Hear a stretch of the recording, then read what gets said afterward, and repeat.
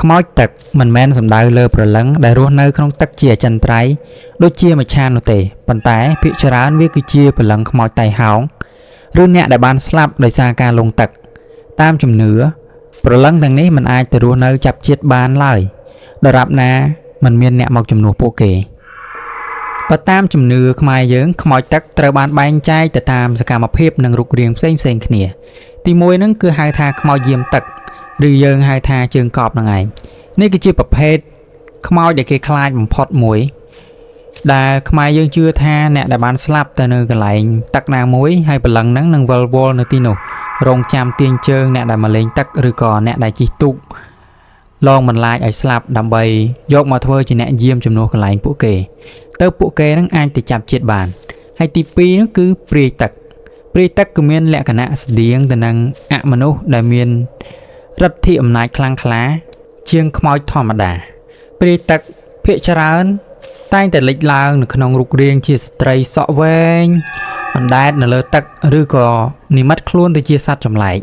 គេជឿថាវាចូលចិត្តបង្កនៅគ្រោះថ្នាក់ដល់អ្នកធ្វើដំណើរតាមទឹកនៅពេលយប់ខ្លាំងណាស់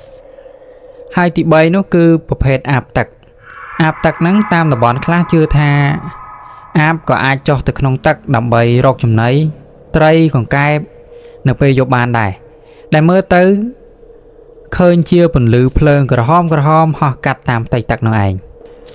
ដើម្បីជៀសវាងគ្រោះថ្នាក់ពីខ្មោចទឹកទាំងនោះចាស់បុរាណតែងតែមានបំរាមដូចជាកុំលេងទឹកនៅពេលយប់ឬក៏ពេលយប់អាទិត្យព្រោះវាជាពេលវេលាដែលពួកខ្មោចទឹកនឹងចេញធ្វើសកម្មភាពទី2ការសែនព្រេននៅពេលដែលមានមនុស្សលង់ទឹកស្លាប់គេតែងតែធ្វើពិធីហៅប្រលឹងឬក៏បោះបាយសីសែនទៅដល់ម្ចាស់ទឹកម្ចាស់ដីដើម្បីកុំឲ្យខ្មោចទឹកនោះតាមលងបន្លាចអ្នកដទៃទៀតទី3នោះគឺការដាក់ឈ្មោះបញ្ឆោតក្មេងៗដែលឧស្សាហ៍ឈឺឬក៏ខ្លាចទឹកគេច្រើនតែងតែហៅនៅឈ្មោះក្រៅអាក្រក់ដើម្បីកុំឲ្យខ្មោចទឹកនឹងចាប់អារម្មណ៍បើទោះបីជារឿងរ៉ាវទាំងនេះគឺជារឿងរ៉ាវអរូបីក៏ដោយប៉ុន្តែជំនឿទាំងនេះក៏មានប្រយោជន៍នៅក្នុងន័យអប់រំដែរដូចជាដាស់តឿនឲ្យក្មេងៗនិងមនុស្សទូទៅមានការប្រុងប្រយ័ត្នខ្ពស់នៅពេលដែលលេងនៅក្បែរមាត់ទឹកឬចូលទៅដល់រដូវកាលទឹកជំនន់ដើម្បីបង្ការនៅគ្រោះថ្នាក់កុំឲ្យលង់ទឹកជាយថាហេតុស្វាគមន៍មកកាន់ Spirit Away សាច់រឿងយើងថ្ងៃនេះគឺតាក់ទងទៅនឹងខ្មោចទឹកដូច្នេះហើយខ្ញុំបើកក្បាលវីដេអូមកនិយាយរៀបរាប់ទៅនឹងប្រភេទខ្មោចទឹកនិងតាមជំនឿរបស់ខ្មែរយើងតើប្រិយមិត្តយើងបានចុច Subscribe និងបើកសញ្ញាកណ្ដឹងហើយឬនៅប្រសិនបើនៅសូមជួយចុចម្នាក់មួយមកដើម្បីទទួលបាននៅរឿងរ៉ាវថ្មីរហ័សទាន់ចិត្តកុំឲ្យខាត់ពេលយូរចូលទៅដល់សាច់រឿងយើងទាំងអស់គ្នាទិដ្ឋភាពភូមិឋាននិងដង្ហើមជីវិតនៅតាមដងទន្លេនៅភូមិកោះព្រះនៅក្នុងខេត្តស្ទឹងត្រែងជីវិតមនុស្សម្នាក់ហាក់បីដូចជាត្រូវបានចងភ្ជាប់ទៅនឹងចរន្តទឹកនៃទន្លេមេគង្គអញ្ចឹងនៅរដូវវស្សាទឹកទន្លេប្រែពណ៌ទៅជាក្រហមច្រាលដូចជាឈាមជ្រូកបក់បោកនាំយកកំទេចឈើនិងដីល្បាប់មកជាមួយផងដែរនោះយើងនឹងបានឮនៅសំឡេងទឹកហូរជារៀងរាល់យប់វាហាក់បីដូចជាតន្ត្រីប្រចាំថ្ងៃរបស់អ្នកភូមិដែលរស់នៅក្បែរនោះអញ្ចឹងផ្ទះដែលមានសសរខ្ពស់នៅតាមជួរមាត់ទឹកសុទ្ធតែមានទុកកងរៀងខ្លួនចងផ្អឹបទៅនឹងជណ្ដើរនៅទីនោះមានការរស់នៅជីវភាពសាមញ្ញបំផុតដែលនៅពេលព្រឹកយើងតែងតែឃើញពូជាមួយនឹងបារីមួយដើមបង្ហុយឡើងលើដែលគាត់ត្រៀមនឹងចេញទៅសារម៉ងរបស់គាត់ដែលបានដាក់កាលពីល្ងាចអញ្ចឹងរីឯរសៀលវិញយើងនឹងឃើញថាមានក្មេងៗដើរលេងនៅលើតាមខ្សាច់មាត់ច្រាំងខណៈឯស្ត្រីដែលអង្គុយបេះបន្លែនិងលាងត្រីនៅតាមមាត់ចណ្ដាលទឹកបើយើងសម័យមើលទៅវាហាក់បីដូចជាជីវិតនេះគឺល្អប្រសើរខ្លាំងណាស់រស់នៅតាមបែបធម្មជាតិស្រស់ស្រាយជាមួយនឹង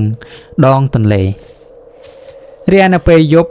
គឺតែងតែមាននូវភាពងងឹតសូន្យសុងគ្របដណ្ដប់លើកលែងតែពន្លឺចង្គៀងប្រេងកាតតាមផ្ទះនីមួយភ្លឺថ្លុងដែលយើងមើលទៅរៀងព្រឺឆ្អឹងខ្នងដែរប៉ុន្តែអ្វីដែលធ្វើឲ្យអ្នកភូមិនេះរៀងខុសប្លែកពីគេបន្តិចនោះគឺមានច្បាប់មួយច្បាប់នោះគឺក្រោយម៉ោង 9 យប់គ្មាននរណាម្នាក់នឹងហ៊ានចុះទឹក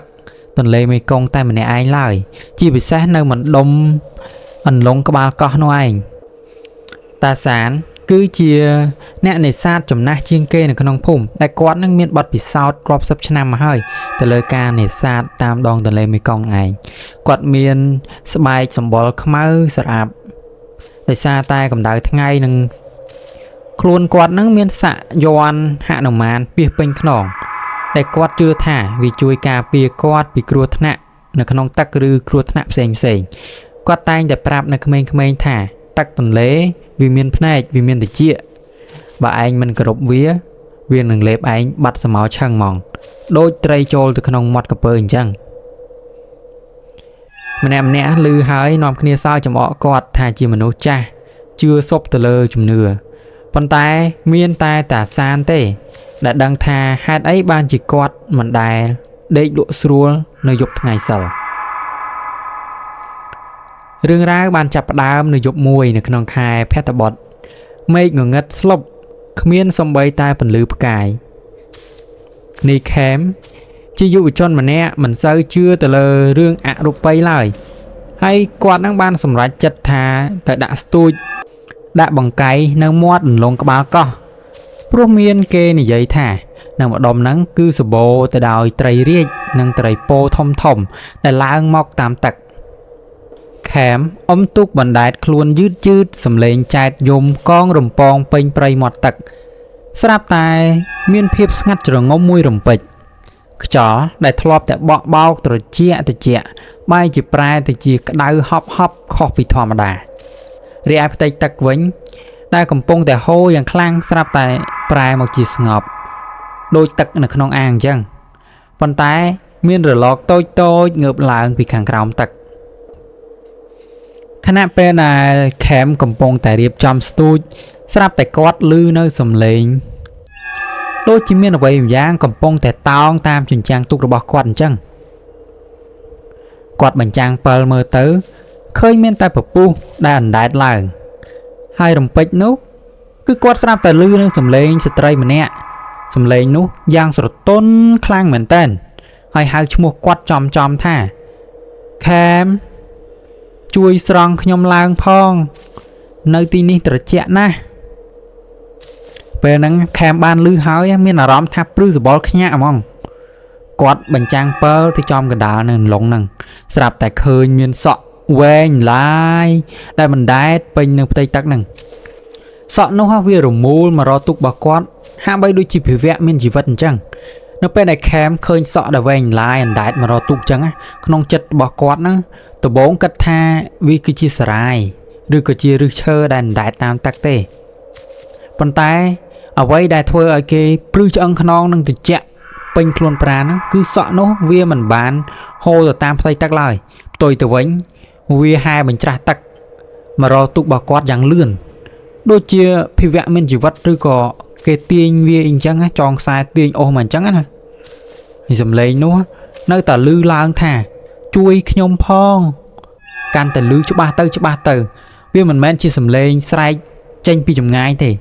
វាដូចជាសំឡេងដែលខ្សឹបខ្សៀវនៅក្បែរត្រចៀកគាត់អញ្ចឹងខេមខំប្រឹងទាញចង្វាមកអុំទូកដើម្បីឲ្យទៅឆ្ងាយប៉ុន្តែអ្វីដែលធ្វើឲ្យគេកាន់តែភ័យខ្លាចនោះនៅពេលដែលគេអុំសុកហ្នឹងស្រាប់តែជ្រុះចង្វាចូលទៅក្នុងទឹកបាត់ហាក់បីដូចជាមានអ្វីកំពុងតែទាញចង្វារបស់គេអញ្ចឹងក្នុងភាពងងឹតស្លុបគេមានអារម្មណ៍ថាទូករបស់គេនឹងកាន់តែធ្ងន់ទៅដូចជាមានមនុស្ស 4-5 នាក់កំពុងតែតោងឡើងអញ្ចឹងតាមជំនឿចាស់បុរាណដំណាលថាខ្មោចទឹកឬក៏អ្នកដែលនៅក្នុងទឹកមិនមែនសុទ្ធតែមានរូបរាងខ្មោចគួរឲ្យខ្លាចទេពេលខ្លះពួកគេបង្ហាញខ្លួនជាត្រីធំខុសធម្មតាមានស្រកាពណ៌មាសឬក៏ពណ៌សប្លែកឬពេលខ្លះបង្ហាញទៅជាឈើអណ្ដែតទឹកដែលអណ្ដែតបញ្ច្រាស់ទឹកហើយបើអ្នកណាចង់សាកល្បងទៅអង្គុយលើឈើនោះវានឹងលិចបាត់ចូលទៅក្នុងជម្រៅនៃទឹកនោះជាមិនខានរីឯខ្លះទៀតវានិមិត្តខ្លួនទៅជាស្រមោលស្រីក្រមុំដែលអង្គុយយំនៅតាមមាត់ច្រាំងដើម្បីលបួងនៅប្រុសហ្នឹងឲ្យចូលទៅជួយនាងហើយនៅពេលដែលចូលទៅជួយហើយខ្មោចហ្នឹងនឹងធ្វើស៊ីតែម្ដងគឺឡងចាស់ដៃហ្មងក្នុងករណីខេមវាគឺជាព្រលឹងជើងកប់ដែលបានស្លាប់ក្នុងករណីអ្វីម្យ៉ាងឬក៏ត្រូវបានលងទឹកស្លាប់នោះព្រលឹងនោះมันអាចទៅចាប់ជាតិបានឡើយប្រសិនបើគ្មានអ្នកមកជំនួសកន្លែងរបស់គេ អន្លង់ដែលខេមជាប់នៅគាំងនៅទីនោះគឺមានលក្ខណៈភូមិសាស្ត្រពិសេសវាជាកន្លែងដែលចរន្តទឹក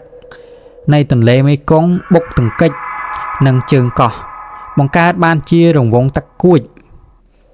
នៅខាងក្រោមផ្ទៃទឹកដែលមើលទៅស្ងប់គឺមានរូងថ្មធំអ្នកភូមិជឿថារូងថ្មទាំងនោះគឺជាបន្ទប់របស់អ្នករក្សាទឹកនេះគឺតាមជំនឿរបស់អ្នកភូមិដែលគាត់ជឿទេណានៅយប់ពេលនោះ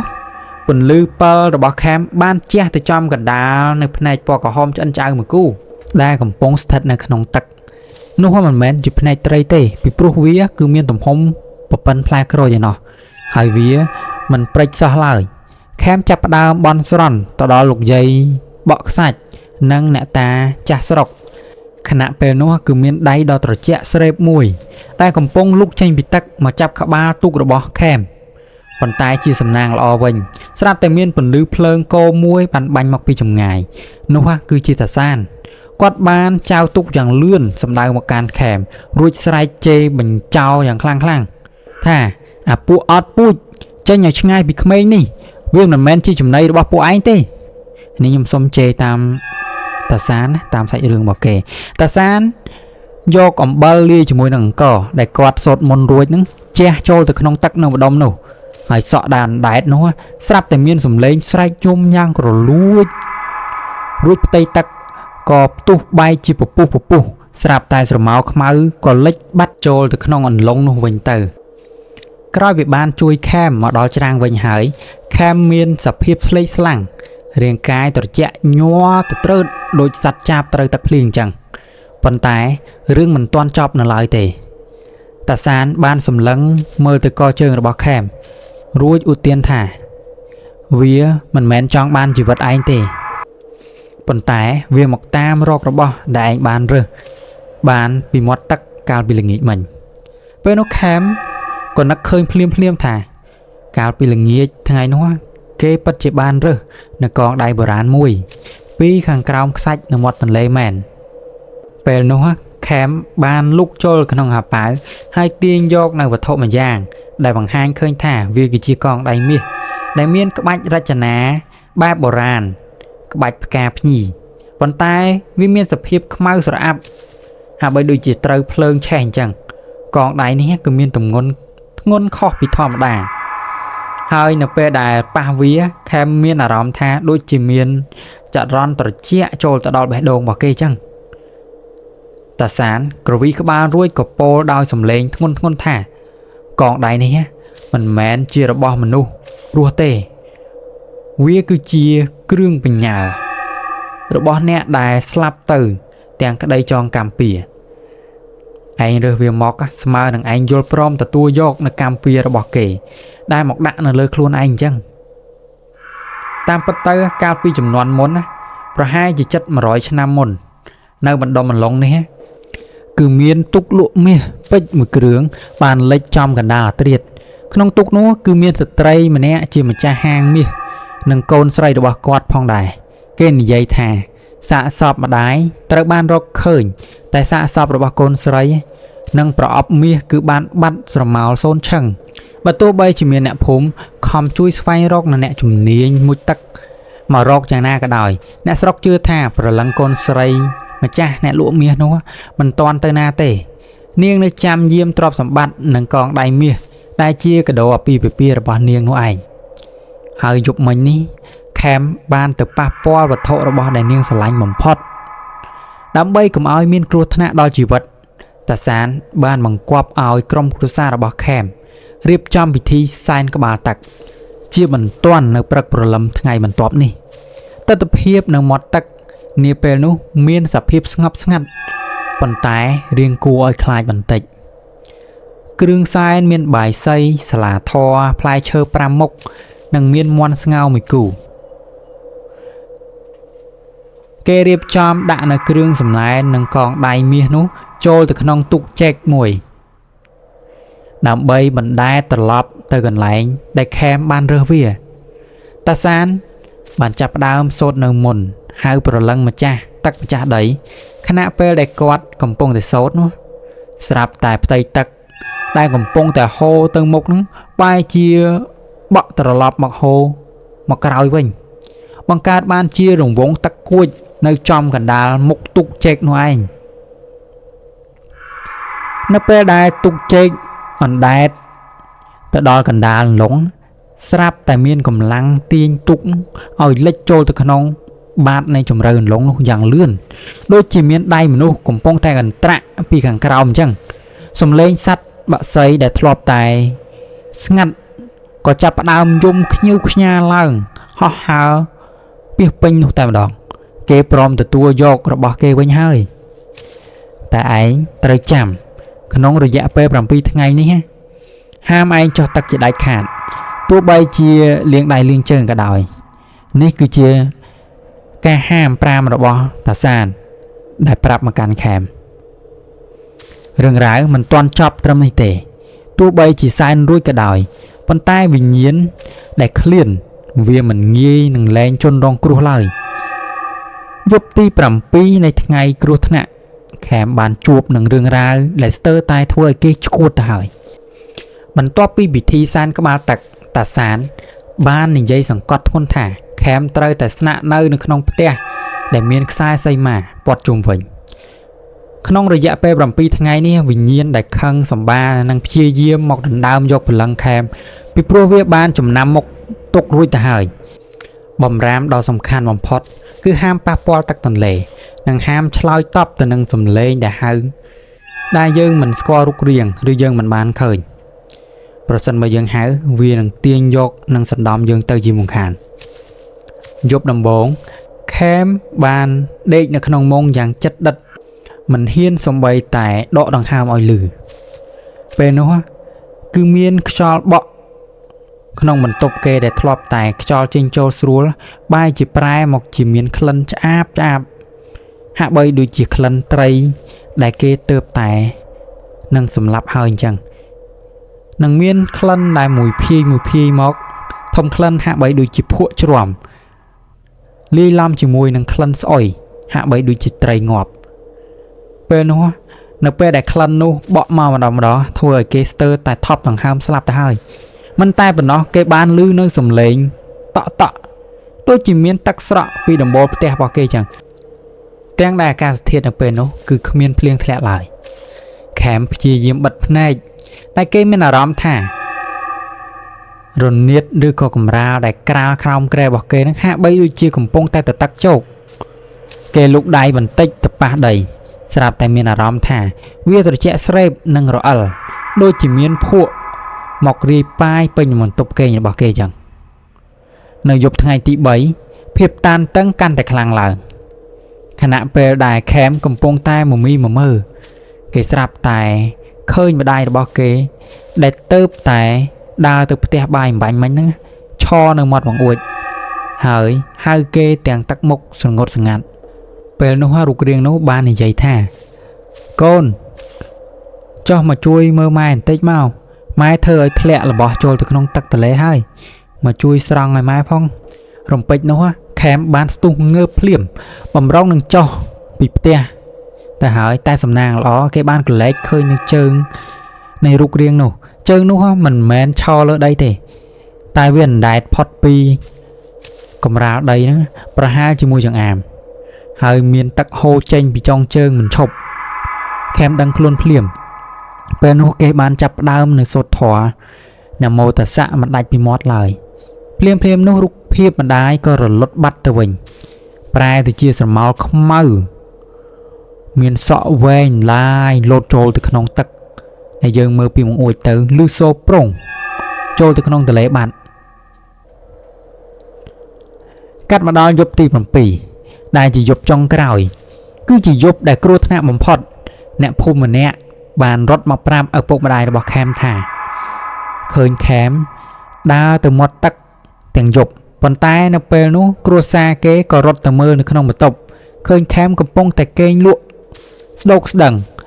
តែអ្វីដែលរន្ធត់នោះគឺទឹកដែលនៅក្នុងពាងចិត្តក្រែគេងរបស់គេហ្នឹងគឺកំពុងតែកញ្ជ្រោលដូចជាមានអ្វីម្យ៉ាងកំពុងតែងើបចេញមកអញ្ចឹងតាសានដែលមកយាមកាមនៅទីនោះបានយកកំបិតបន្ទះរបស់គាត់ហ្នឹងគឺជាកំបិតបុរាណដែលគាត់បញ្ចុះមន្តអាគមបញ្ចុះគាថា បានចាក់ទៅលើមាត់ពាងនោះស្រាប់តែមានសំឡេងស្រែកយ៉ាងខ្លាំងឮចេញពីក្នុងពាងរួចទឹកក៏ប្រែទៅជាខ្មៅដូចទឹកលាងម៉ងអញ្ចឹងរួចក៏ស្ងប់ទៅវិញលុះព្រឹកឡើងខេមបានដឹងខ្លួនមកវិញទាំងភាពស្រស់ស្រាយតាសានបាននាំគេទៅមាត់ទឹកម្ដងទៀតដើម្បីគេធ្វើពិធីលាងចង្រៃ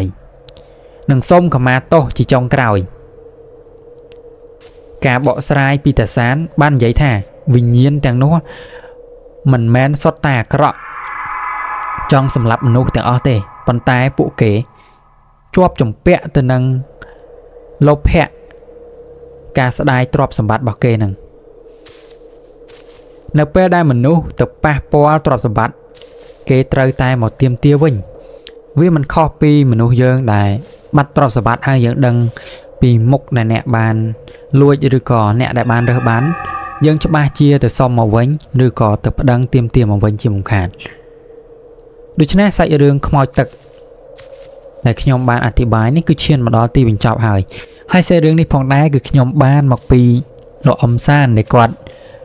និយាយប្រាប់ខ្ញុំហើយខ្ញុំក៏យកមកនិទានចែកជូនបងប្អូនទាំងអស់គ្នាស្ដាប់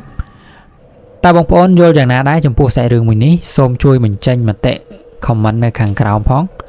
ទុកជាការកែតម្រូវរបស់ខ្ញុំហើយសូមអធិស្ឋានចំពោះសម្លេងខ្ញុំដោយសារតែខ្ញុំថ្ងៃនេះគឺមានអាការៈផ្ដាសាយដូច្នេះហើយមិនបាននិយាយក្បោះក្បាយឬច្បាស់ប្រហែលទេអូខេជម្រាបលាជួបគ្នានៅវីដេអូក្រោយៗទៀតជូនពរបងប្អូនទាំងអស់គ្នាសុខសប្បាយធ្វើដំណើរទីចិត្តទីឆ្ងាយមានតែសុខសុវត្ថិភាពបាយបាយ see you next episode